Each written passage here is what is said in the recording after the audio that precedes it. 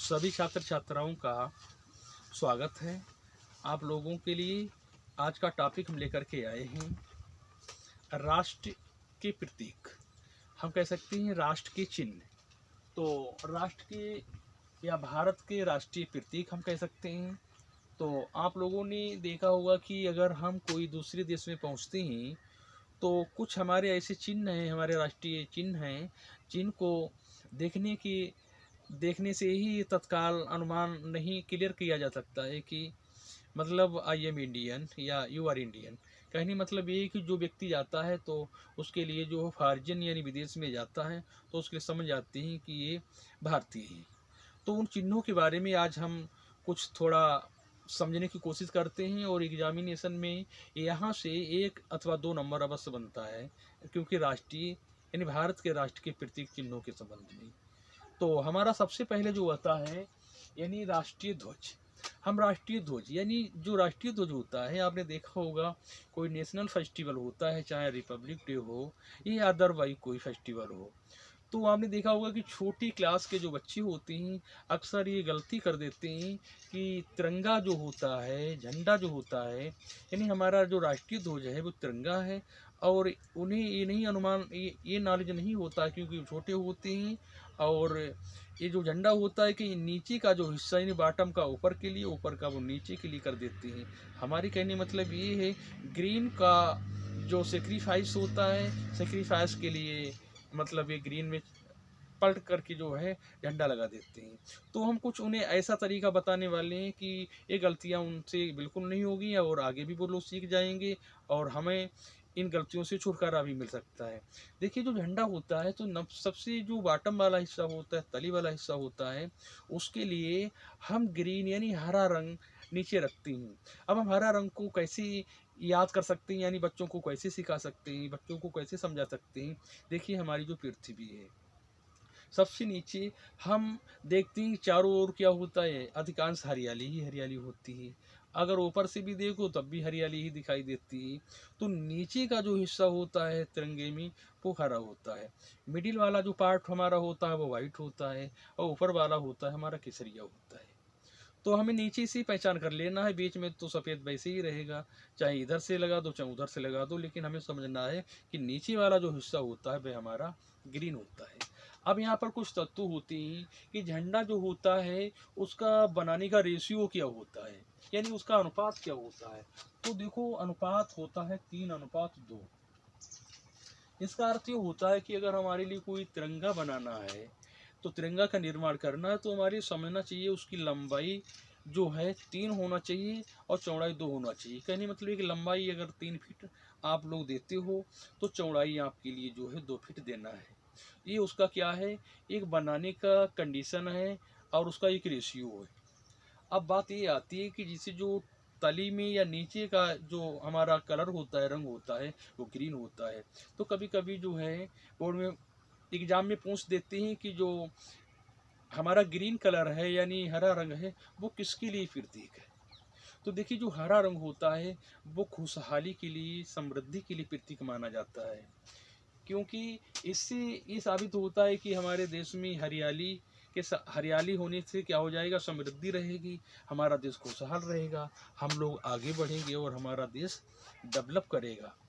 इसके बाद में होता है वाइट। वाइट का मतलब ये होता है कि हमारा देश जो है अनेक धर्मों को मानने वाला है, चाहे हिंदू हो, चाहे सिख हो, ईसाई हो, किसी भी धर्म का क्यों ना हो।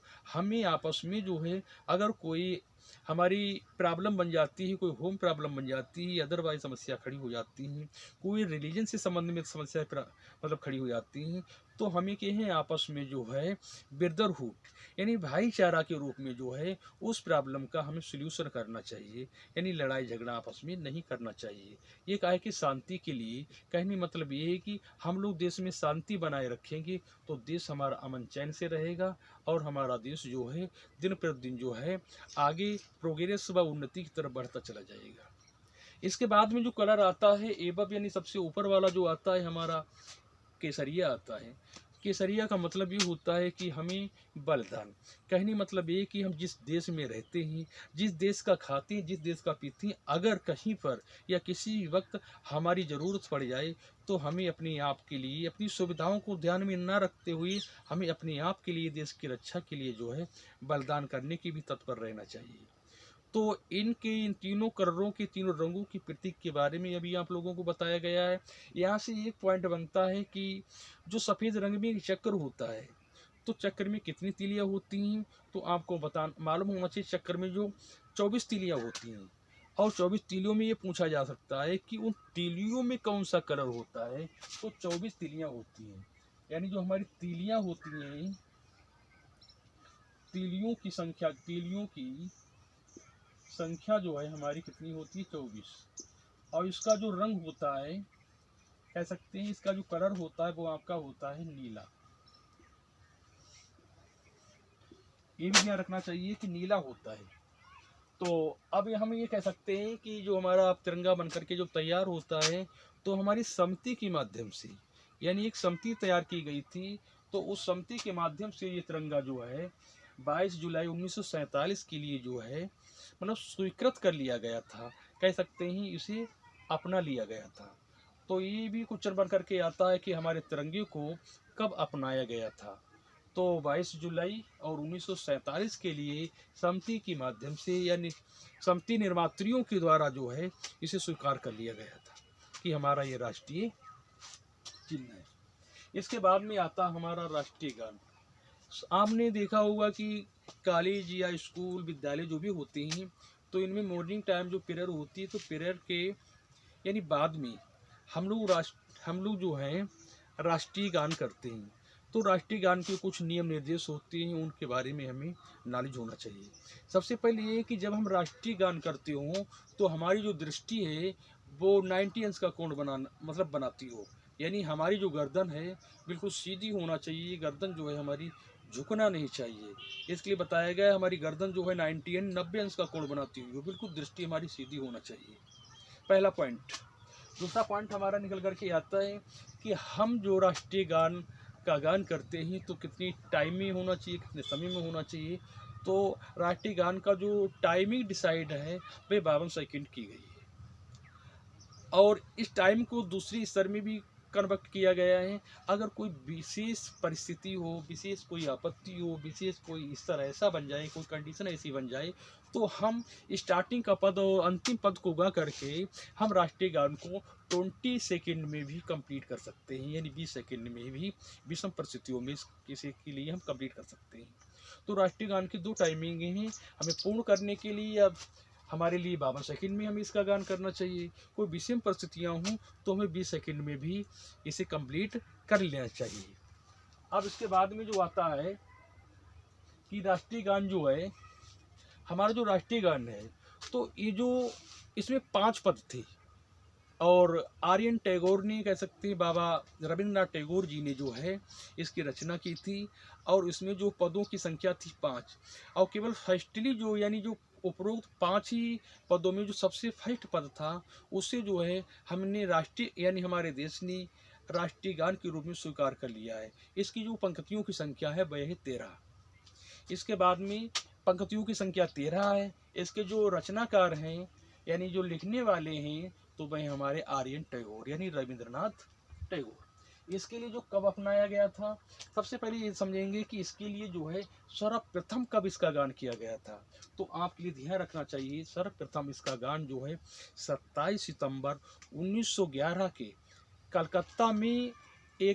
कलकत्ता में कांग्रेस की अधिवेशन में, कांग्रेस की बैठक में सबसे फर्स्ट जो है इसका गान किया गया था। इस डेट को कई बार एग्जाम में पूछा गया है, तो हमें याद रखना चाहिए कि सबसे पहले जो है इसका गान किया गया था। कहाँ किया गया था? कलकत्ता में किया गया था। कहाँ पर? कलकत्ता में। करने के बाद में इसकी टाइमिंग पूछते हैं तो 27 सितंबर 1911। इसके बाद में हमारे जो संविधान, कह सकते हैं हमारे देश ने इसके लिए कब स्वीकार किया गया था, तो इसके लिए जो स्वीकार किया गया था वह 24 जनवरी 1950 के लिए। ये टाइमिंग बहुत बार पूछा गया है कि इसे जो है संविधान के द्वारा इसे कब स्वीकार किया गया था, तो 24 जनवरी 1950 के लिए। इसे स्वीकार किया गया था। तो यहाँ से कुछ पॉइंट आते हैं, निकल करके आते हैं। इसमें जो है गान का टाइम कितना है, इसके लेखक कौन है, इसके पदों की पंक्तियों की संख्या कितनी है, सर्वप्रथम इसका गान कहाँ किया गया था, और इसके लिए संविधान के द्वारा कब स्वीकृति दी गई थी। तो यहाँ से एक 5-6 क्वेश्चन बनते हैं। इसके बाद में हमारा आता है राष्ट्रीय गीत।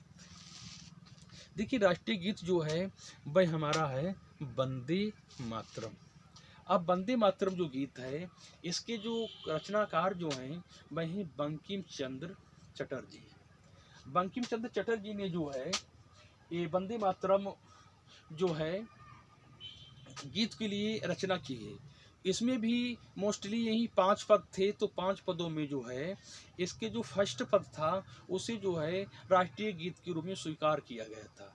और ये जो गीत जो है वंदे मातरम जो है कहाँ से लिया गया, ये बहुत बार आया है, ये आनंद मठ से लिया गया है। कहाँ से लिया गया है, आनंद मठ से लिया गया है। और ये कई एक बार पूछा गया है कि ये जो वंदे मातरम गीत जो कहाँ से लिया गया है, तो आप लोगों को याद रखना है आनंद मठ से लिया गया है। और सबसे फर्स्टली सबसे पहले जो इसका गान जो है 1896 ईस्वी में किया गया था। कब किया गया था, सबसे पहले इसके लिए 1896 ईस्वी में इसके लिए गान किया गया था, यानी गाया गया था। इसके बाद में इसे कब अपनाया गया है, तो इसमें आप भूल ही नहीं सकते हो, जब राष्ट्रीय जो हमारा गान था तो 24 जनवरी 1950 के लिए जब अपनाया गया था, तो उसी दिन हमारी जो समिति थी उनने भी इसके लिए स्वीकृति दी गई थी, यानी हमारे राष्ट्रीय गीत के लिए भी 24 जनवरी 1950 के लिए अपना लिया गया था। इसमें एक बात निकल कर के आती है, इसकी जो टाइमिंग होती है, यानी हम इसके लिए कितने समय में गा सकते हैं। गाने का जो समय होता है वो होता है 65 सेकंड, यानी 1 मिनट 5 सेकंड में हमारे लिए वंदे मातरम के लिए कंप्लीट कर देना चाहिए। तो इसके बाद में जो है यही पॉइंट बनते हैं।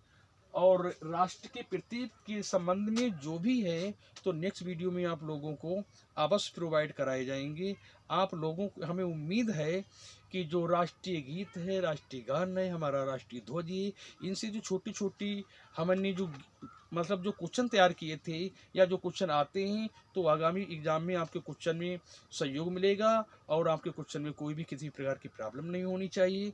नेक्स्ट वीडियो में हम आप लोगों के लिए फिर मिलते हैं।